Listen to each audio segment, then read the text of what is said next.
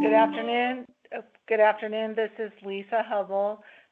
We'll be getting started here in just a few seconds. Our chairman of the committee, Mr. Eady, will be giving introductory comments in just a few minutes.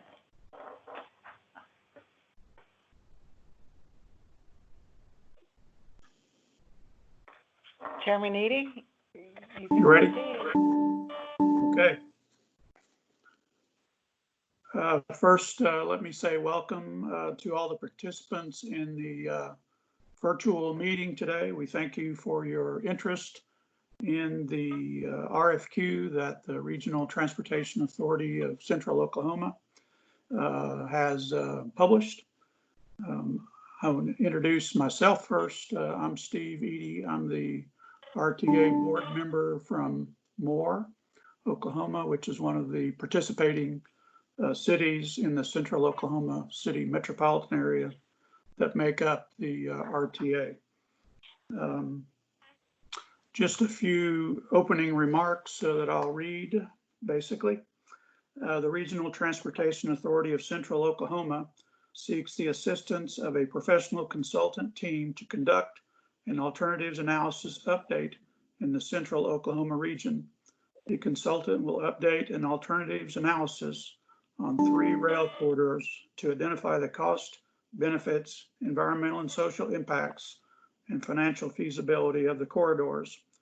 The goals of this alternatives analysis are to provide the necessary land use and transportation technical analysis, including stakeholder and public outreach, to support the selection by the RTA of locally preferred alternatives for the region.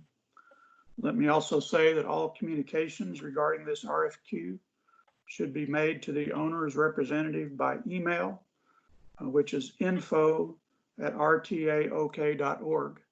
I'm assuming that email is at some other locations as well. info@rtaok.org.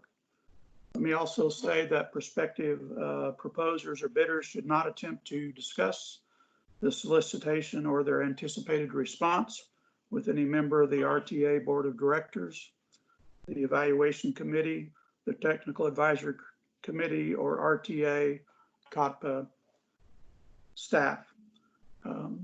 Next, I will introduce the 2 individuals that will be conducting this meeting. First, I'll introduce to you Catherine Holmes. Hi, Catherine. Catherine is our consultant that the RTA has hired to guide us through this process. Catherine has a significant amount of experience, 2 decades of transit experience. She, I believe, lives in Salt Lake City and has been made vital contributions to the success of those systems. She is the designated official owner's rep, so she'll be the primary project manager overseeing the consultants once the consultants are selected. And she has been working with the RTA and the predecessors to the RTA since 2017, providing guidance to the RTA task force and helping to draft the necessary documents, and a significant amount of help standing up the RTA as a new government entity in the state of Oklahoma back in, what, 2019, I guess. That's correct. Also, I'll introduce to you all Jason Fairbrush. Hello, Jason. Jason is the administrator and director of Embark, which is the transit agency for the city of Oklahoma City here in central Oklahoma. Jason's been in that role as 6 years as the system operating fixed bus routes, streetcars, paratransit, and ferry transit. He serves as the RTA's interim executive director, and he and his staff provide administrative support to the organization. He also served on the RTD task force, which was the predecessor to RTA, and he's been involved for several years. So at this point, with all of that having been said, I'm turning it over to, I guess, Catherine. Okay, thank you, Steve. I think actually Jason's going to start us off, and then I'll have a few remarks after after Jason's introduced a little bit of background. All right, very good. Thank you. Thank you. You want to start with this website? Yeah, we'll start right here. Okay, so, well, good afternoon, everyone. And again, thank you for joining our call. And as our chairman had mentioned, we really appreciate your interest in our RFQ that we are advertising. We've just converted now to a PowerPoint presentation that we'll share with you. And so we'll go to the next slide here. And wanted to start by providing just a little bit of background about the RTA. I know some on the call are probably pretty familiar with the RTA, and others, this may be a brand new entity for you to learn about. So with that, wanted to mention that the RTA was actually formed in February of 2019. So in terms of, you know, an entity on paper and in existence, it's relatively young, but as I'll share with you through the background section here, the concept of regional transit in central Oklahoma has been ongoing for quite some time. So there's a lot of interest from the region in promoting better transit. So the RTA is an independent government entity consisting of representatives from 6 of our cities here in the metro area. And, you know, again, if you're not real familiar with Oklahoma City, think of the state of Oklahoma. Oklahoma City is located essentially right in the center of the state. And then the 6 cities that I have listed here on the PowerPoint, Edmond, Del City, Midwest City, Moore, Norman, and Oklahoma City, are really those 6 cities that make up the majority of the population in that metropolitan area. And since being formed in February of 2019, the RTA has been actively conducting business to further regional transit. Lots of work with some legislative issues, and then of course what we're here for today, updating a alternatives analysis that was conducted a few years ago. As far as RTA area and population goes, I described us as being located primarily in the middle of the state of Oklahoma. This map here is from our 2005 fixed guideway study.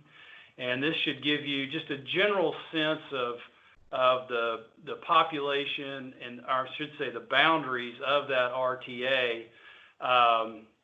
Again, with 6 cities being included in kind of these shaded areas that you see on the screen. The population for the RTA is just under 1 million based on 2010 census. So we know that number is certainly probably higher than that today. And then, again, what you see here is on this map from the 2005 fixed guideway study is really kind of a vision that was done, again, many years ago about what transit could look like throughout the region. And I'll direct your attention, if I could, to the blue lines on the map. These are actually the rail corridors that we're looking to have the alternatives analysis consider. So that's kind of the area and the population. And then, as I mentioned, I'll provide a little bit more background just to give you a sense of how this regional transit has evolved within the central Oklahoma region. So we're going to flip over, if we could, to the RTA's website. And there's a nice timeline on there that I think will help fill in some of the blanks. You just give us a few minutes to switch our screen sharing capabilities. There we go. If you'll scroll all the way down to the bottom, Lisa, and then we'll work our way up. Hang on, I want to make sure that we are in the meeting. Let me share. Hang on. Okay. Can everyone see the website? Yes. Okay. All right. Let's scroll on down to the bottom and we'll work our way up the timeline here. So again, as I mentioned, 2005 was a regional fixed guideway study, a vision for regional transit in central Oklahoma. That led to what we refer to locally as the Regional Transit Dialogue. And so that was a collection of entities, whether it be the municipal planning organization, there were different cities involved, various stakeholders. And that whole concept was really to explore some of the recommendations in that regional fixed guideway study, and then try to put together, recommendations and essentially a roadmap of how do we get to, what this 2005 study envisioned. And so about the same time, the idea of better transit in the central region continued to gain some momentum. And in 2009, the Oklahoma City voters approved a temporary sales tax to fund a series of capital projects. One of those was the Oklahoma City streetcar, which was a $135 million project funded with 100% local money that went into service in December of 2018. And again, that streetcar was actually part of the fixed guideway study identified as the downtown circulator for the region. And moving on along the timeline then, about 2010, ACOG and working with ODOT and COTPA and others commissioned an intermodal transportation hub study. And what that study resulted in was identifying the historic Santa Fe train depot as what would be the ideal intermodal transportation hub for the region. And if you're not familiar with the Santa Fe depot, I'm sure you will be after this call, but essentially it's located in downtown Oklahoma City, right along the rail corridors that I shared with you on the 2005 fixed guideway map. And so that Santa Fe depot has been completely renovated. That was a $28 million renovation project funded roughly half with federal funds, and then ODOT, ACOG, and the city of Oklahoma City funding the rest. And so then after the intermodal hub study, ACOG, the Association of Central Oklahoma Governments, again working with partners such as COTPA and surrounding cities, initiated this commuter corridor study. And that's where those three rail corridors that were referenced in the fixed guideway map that I mentioned, that's where those were really studied.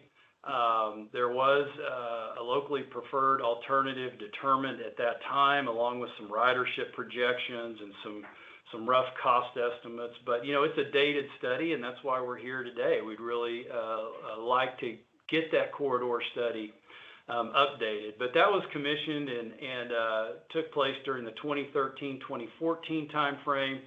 At the same time, we had some significant legislation in Oklahoma passed, House Bill 2480, which essentially allowed for a regional transit authority or district, whatever you want to call it, to be formed and be recognized as that independent government entity for the region. And one of the things that's interesting about it is the entity could decide what the boundaries of that region would be. They wouldn't necessarily have to follow, for example, city boundaries, county boundaries. The RTA could form those boundaries. And then finally, as we're kind of finishing up here, that led to a memorandum of understanding between 6 cities that I mentioned to form a regional transit authority task force. That task force, among other things, procured the services of Holmes and Associates to help us really take this RTA concept to the next level. And that's where we ended up, again, working closely with Catherine and what her efforts led to the development of the trust agreement and the indenture that established the RTA And then, as I mentioned, in February of 2019, the RTA was officially formed. So I appreciate the callers allowing me to go through that timeline. And really, I wanted to provide that again, just to give everybody on the phone a sense that even though the RTA is a new organization, this concept and these rail corridors have been at top of mind for many in the community for many years. So we're ready to get moving on it. And I think this is where I will hand it off to Catherine. Okay, great. I see my mic is on. Can you hear me? Yes. We can. Okay, perfect. Thanks, Jason, and thanks for going through that background. So we are at the stage of really wanting to update this, the commuter corridor study that, as Jason mentioned, it really is quite outdated. We want to make sure that that the assumptions are accurate, that we've got the best modeling current to today's population and densities, and that we are preparing this selection of an updated LPA with an eye towards qualifying for federal funding. So those are some of the main objectives of this. But before I get in detail on the scope of work, I just wanted to start by reviewing a couple of the consultant requirements that, I have many of them in the RFQ that you can review. There are three, I believe, that I wanted to call out and bring to your attention. The first is that this is a two-step process. And so please be careful to not include any cost elements in your response to the RFQ. If you are deemed a most qualified respondent, you will be requested to submit a cost proposal at the commencement of the negotiation process. But until then, no cost information should be included. Secondly, I want to make it clear that this contract is subject to funding availability. We're not making a representation that a contract will be awarded, although I think we're all ready to go now and feel confident that our funding is lined up, and we hope to move forward now as we hopefully open up out of this COVID period. But we do reserve the right to cancel the contract or not award the contract or reject responses and resolicit. And then I do want to talk about the COVID disclaimer. I think that we have made our best guess that we will be in a position in a month to have in-person interviews with the qualified teams. I think at the moment, our current thinking is the board would very much like to have in-person interviews. And so one of the reasons we delayed releasing this RFQ so that we could get to a place where we're hoping that we can make that happen by the middle of June. If we are not there from a public health standpoint, we may either choose to have our interviews over a virtual platform, or we may delay the interviews. We'll just have to make those decisions as our public health crisis continues to unfold. So we hope you can be flexible with us on that. Any information about schedule changes will be posted on the rtaok.org website. So I'm going to turn to the scope of work, and just wanted to sketch out the basic elements that we're looking for. The first is the project management and coordination meetings piece of it. We are asking the consultant to develop a detailed project operations plan. And I have quite a bit of specificity in the RFQ about what we're looking for in that plan, but I've got, we'll be looking for a detailed description of tasks, labor and cost budget, project schedule, QA/QC, and project administrative procedures. We'll ask the consultant to meet with me as the owner's rep and project team members to coordinate activities, review progress and budget, and identify issues and courses of action on a regular basis. We can determine mutually when those should be scheduled. And then we're also asking the consultant to prepare and implement a document control system for the project. The consultant will be expected to maintain a project filing system with all the correspondence and additional information that's developed for purposes of the project. The QA/QC plan, we're looking to make sure that the consultant and any sub-consultants will have a QA, quality assurance plan. We're expecting a QA/QC reviewer to have the necessary experience for each major deliverable and to develop a project control system to incorporate that plan into the documents, into the document control system.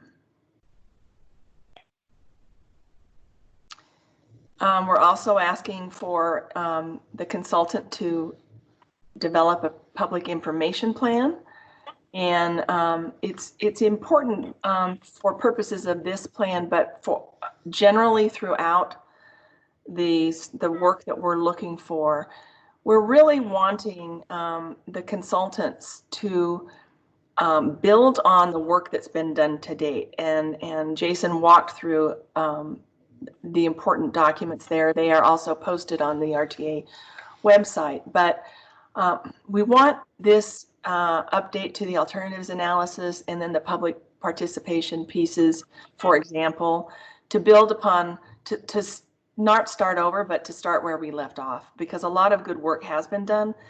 There are a lot of time was spent reviewing multiple corridors in the 2013, 14, 15 time period. And we, the numbers are dated and the assumptions are old, but we want to build on what's been developed. There's a lot of community investment in the process that's been happening for the last decade in Oklahoma. Building on what's there and moving it forward is key to what we're looking for. Go ahead, Lisa. We're also looking, we have identified organizationally within the RTA, we have a evaluation committee and technical committee, and the evaluation committee is the committee that Steve Eady is chairing here today. The technical committee, the evaluation committee is made up of RTA board members. The technical committee is made up of staff in the participating cities primarily that have some technical expertise to bring to the evaluation committee. In addition to that, structurally, we contemplate a stakeholder advisory committee, which hasn't yet been formed, but this would be a community group that will be created at the appropriate time with input from the consultant to work with the consultant to hold a series of public workshops for the alternatives analysis update. So these would be, the public information workshops to inform the public about progress and proposed technologies and alignments and community impacts, et cetera. But it is, this will be important for the consultant to assist the stakeholder advisory committee in preparing for meetings and making these presentations and getting the public information pieces out. I think we've talked about the content man, where we are asking the consultant to set up a project website. Now, I don't know, there was a question. Did you post an answer to that question, Lisa, or? No, not at this time. On the agenda, there's a section to address the two questions that were received by the deadline yesterday at 5 p.m. Okay, then we have a question that's come in about whether the consultant will still be expected to set up a project website now that the RTA has its own website up and running.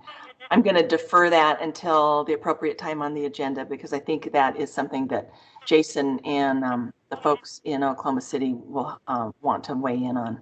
So why don't we move to the next slide? I mentioned this a moment ago. We are looking for a rather surgical review and assessment of previously completed work to start there and then move this forward with current numbers and information and costs, et cetera. So it'll be important for the consultant to review the prior work and review other transportation and land use resources in the area to assess anticipated future conditions based on where we are today. We'll ask the consultant to develop a problem statement, goals, objectives, and evaluation criteria to prepare these draft documents and materials for public meetings and submit them to the RTA board for consideration.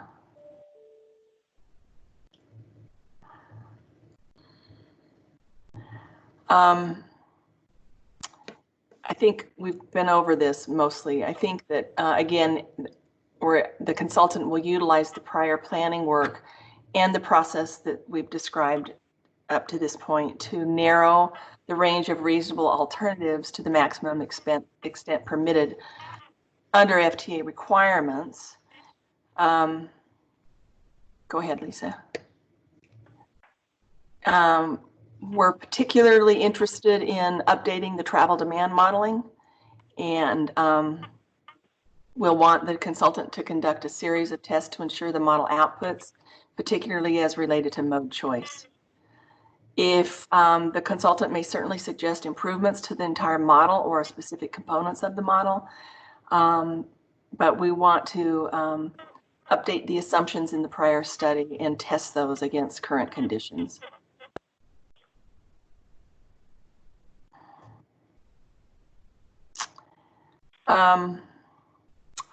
I think we can Move on. Yeah, we can move on. I mean, yeah. Once the consultant has developed some options, we'll want the consultant to lead a workshop with the RTA board to refine the transit alternatives and have a full range of information developed for the board to assess. Included among that information will be station location analysis. We want to look at the number and locations of stations, the site selection considered in the stations. There was work on station location done in the prior study. Assumptions made about available land use, et cetera. And we are certain that those assumptions are outdated and some land may no longer be available. And some of the even assumptions of where stations should be located are likely no longer current assumptions. It'll be important in this process for the consultant to coordinate this tasks with the cities in the RTA service area, so the 6-member cities, to work with their planning departments and understand where they are, what the current needs of the individual cities are, and provide a corridor real estate analysis. So working with these cities will be an important element of this step. And look at updating the expected functional role for each station. If we have any changes in assumptions about park and rides or transfer centers, et cetera.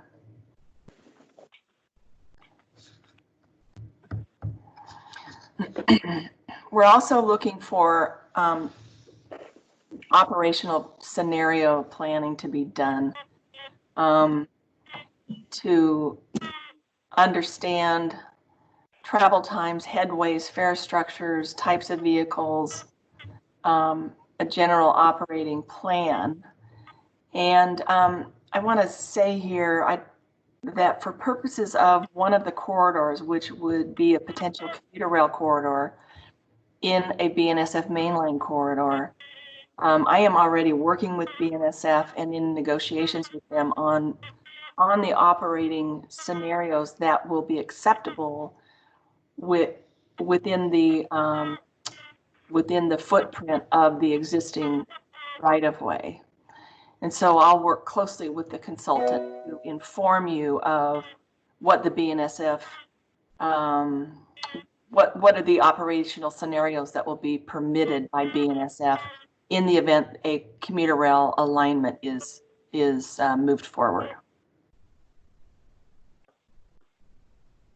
We'll ask the consultant to evaluate the reasonable alternatives, provide the information in a format so that the RTA Board of Directors can understand the differences between the alternatives.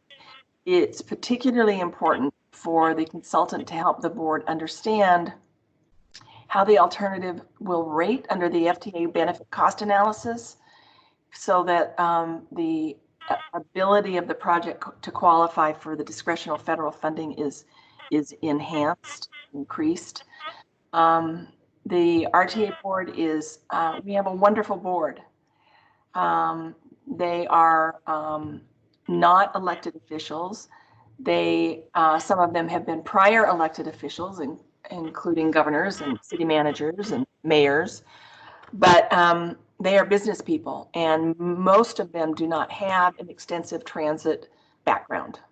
And so we really are looking for the consultant to help educate the board of directors about the federal process and ensuring that we provide them with information to enable them to make an appropriate judgment about what alignment will be most likely to qualify for federal funding, because federal funding will be necessary for this project to move forward.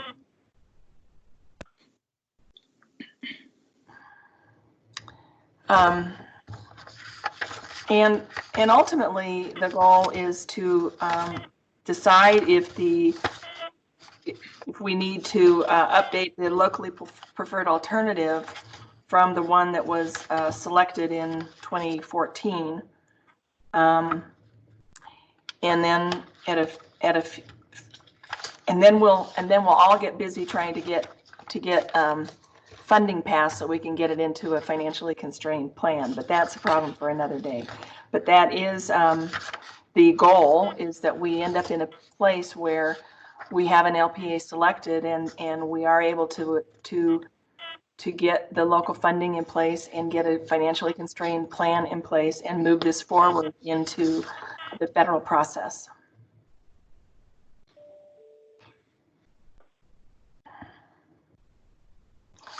We'll ask the consultant to prepare the AA document for review by the RTA and the FTA and ODOT prior to finalization and circulation to the general public. And the AA should summarize the alternatives that have been considered, the affected environment, anticipated environmental impacts, alternative mitigation measures, and the costs and performance of the project. I was going to move now into reviewing the proposal instructions and guidelines. And this is a streamlined procurement, which you probably gathered when you saw that you only get 15 pages. We are not interested in your marketing materials.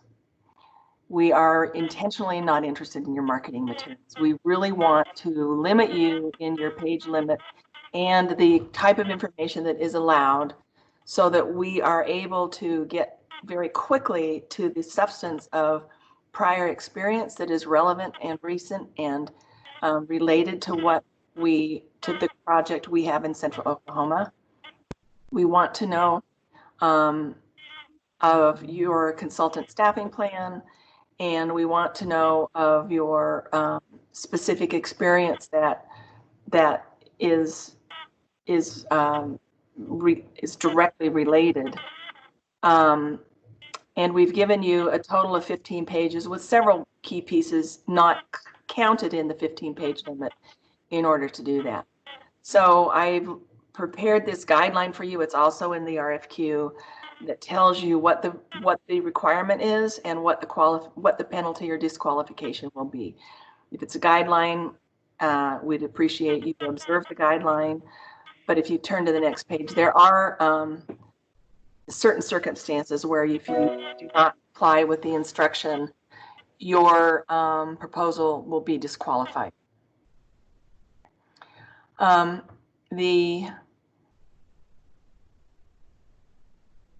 I've already mentioned before, no discussion of fees. Do include a DBE call. There is a link to the Oklahoma DBE site in the RFQ for your information. And then Jason's going to go through some of the required forms and additional timing considerations. So I'll turn it back to Jason. All right, thanks, Catherine.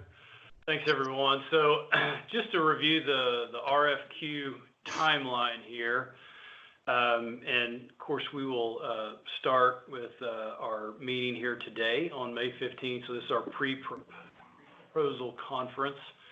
We're looking to have questions submitted by May 19th at noon.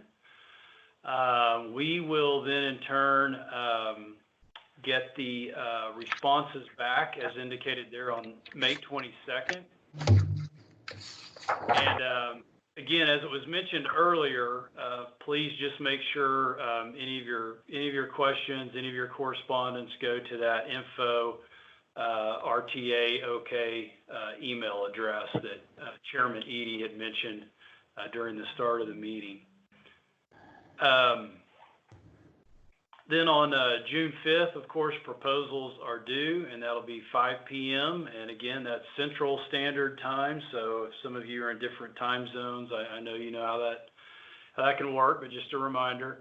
On June 9th, the two committees that Catherine mentioned will meet and narrow the submissions down. And then by the following day, we expect to have our short list of qualified candidates, again with interviews scheduled for June 17th. Hopefully we can, and we are at a position to be able to meet those finalists in person. And then July 1st, the RTA board will announce the selection of the consultant and hopefully be able to have a kickoff meeting.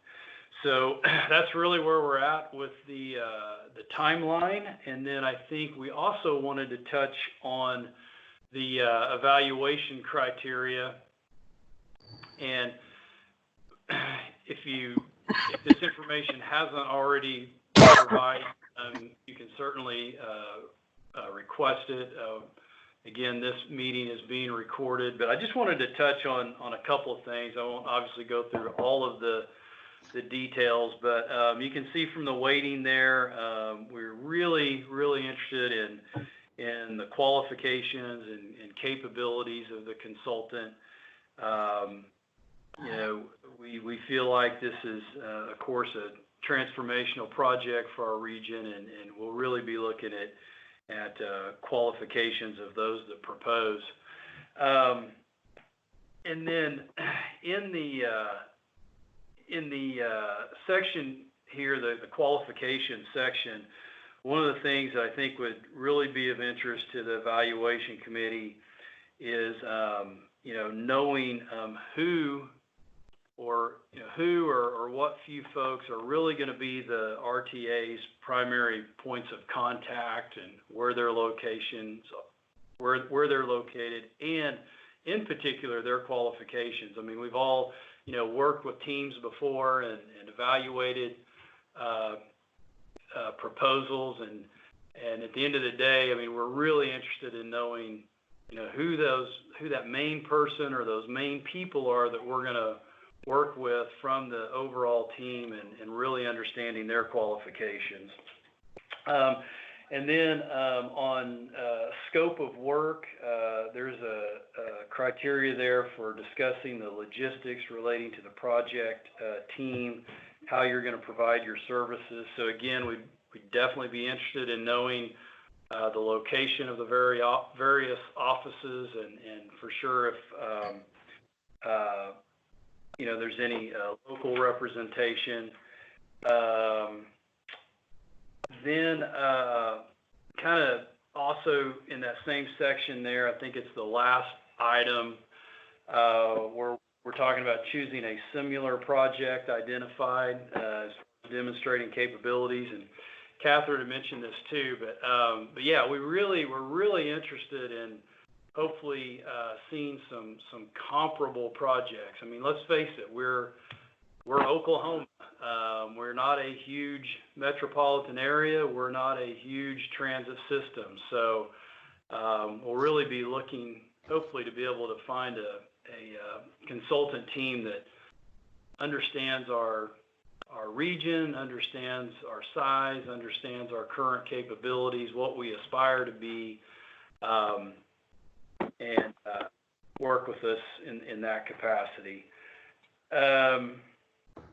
And then I think that's actually all the comments I have on the evaluation criteria form. But again, this is what the committee will use to evaluate the proposals as they come in.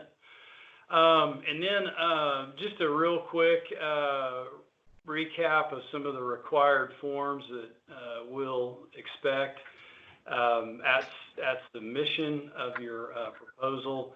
And I think most of these are listed in the document that went out, but it's the Form 255, that's the A&E questionnaire, anti-collusion affidavit, I'm sure you're all familiar with that, the suspension and debarment, the lobbying, the federal lobbying certification. Buy America, I know that probably not like relative to this project, but what we've learned through FTA review processes is we try to get a Buy America for just about every type of federal procurement we do. And then also, you know, there could be additional required federal disclosures that we're going to request at the time of the contract being awarded. So in no means is anything included in the RFQ or in this presentation, the complete list. There could be additional required disclosures. And I think that will wrap us up in terms of the information that we had. We've got a recap here of some of the sections that we covered, but I think we've been through all that. So I think that'll take us, that'll finish us up on item 2 of the agenda, I believe.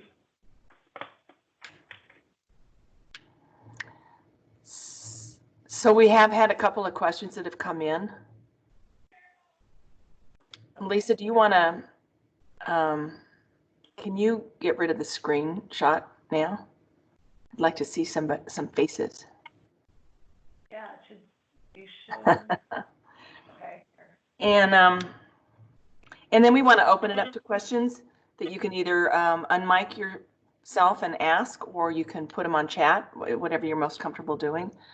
You can also submit questions as set forth in the timeline.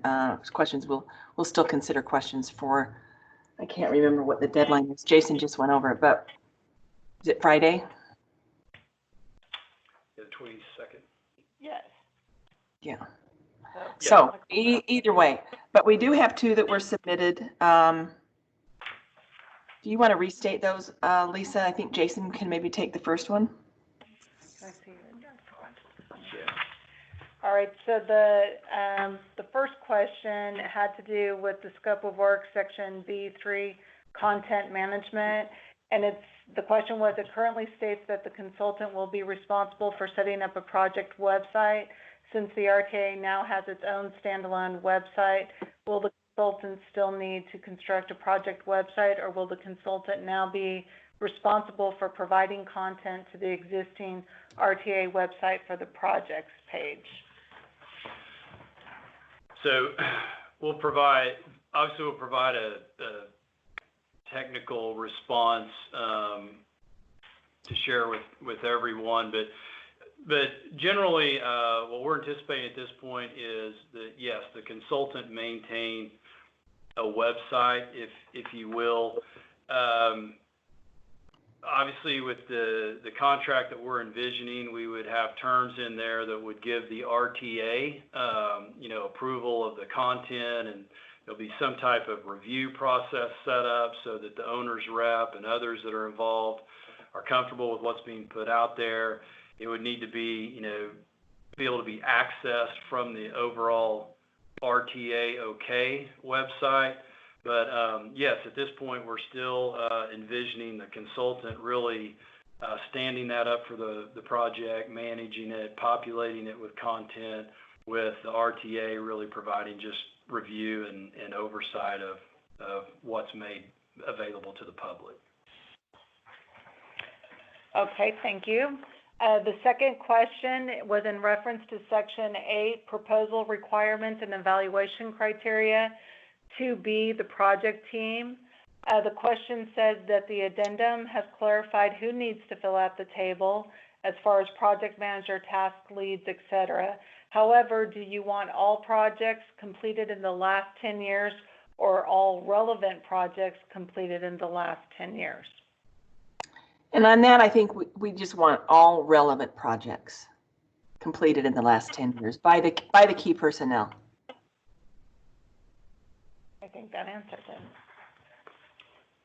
Is there any other participants that have any questions?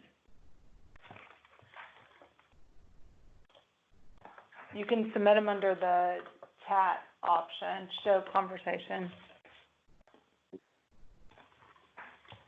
All right.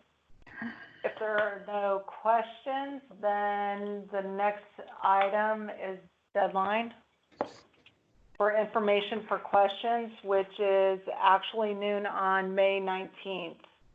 And then the answers, as we mentioned in the PowerPoint, will be posted on the website on May 22nd by 5 p.m.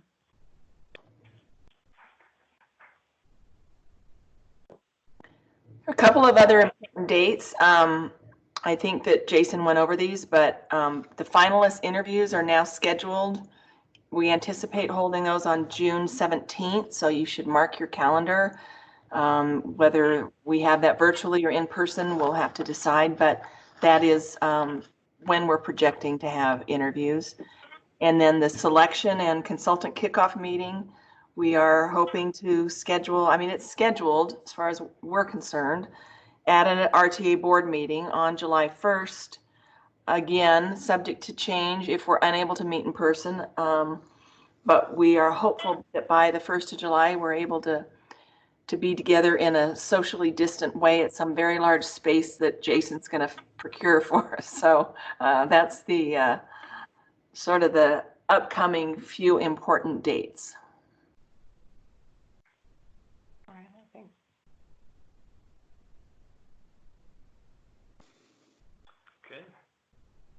All right, so seeing that there are no questions, thank you. Would the chairman like to provide any closing comments? I'll just reiterate to thank the people that have called in. We appreciate the interest in the RFQ. We're looking forward to the project. We're looking forward to the process and getting it completed so we can move forward. And again, thank you for your interest. Thank you. Thank you, everyone. Thank you. Thank you.